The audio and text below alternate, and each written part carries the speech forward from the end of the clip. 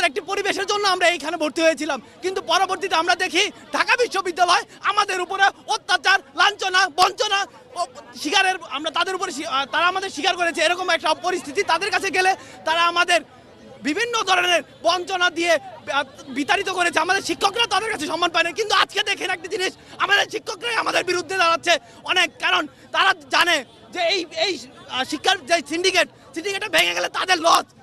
তারা এই জন্য তারা কি করছে, তারা আমাদের বিপক্ষে গিয়ে অনেক কিছু করছে। কিন্তু আমরা তাদের স্পষ্টভাবে বলেছি, সুন্দর পরিবেশ এবং শিক্ষার মান যদি উন্নয়ন হয় আমাদের দেশের জন্য ভালো, আমাদের দেশের পরিবেশ এবং সকল কিছুর জন্য ভালো হবে। তো এটার জন্য আমরা তার আজকের এক দফায় এক দাবিতে এখানে চলে এসেছি। অধ্যাদেশ ছাড়া আমরা এখান থেকে যাব না।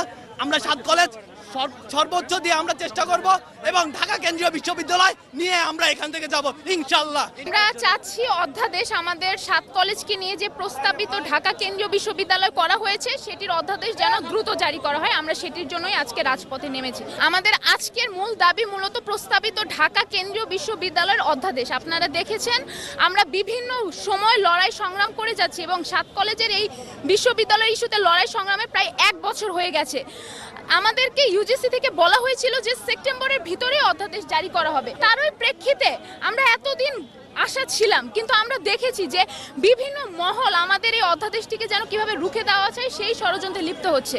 তাই আমরা খুবই আতঙ্কিত যে আমাদের বিশ্ববিদ্যালয় যেন কোনো কিছু তারা না করে। 7 কলেজের শিক্ষার্থীদের প্রাণের দাবি ঢাকা কেন্দ্রীয় বিশ্ববিদ্যালয়, আর রাষ্ট্র যেহেতু আমাদের সবগুলো দাবি মেনে নিয়েছে, এখন এই শেষ দাবিটি হলো অধ্যাদেশ। তাই আমরা চাই রাষ্ট্র যেন অতি দ্রুত অধ্যাদেশটি জারি করে।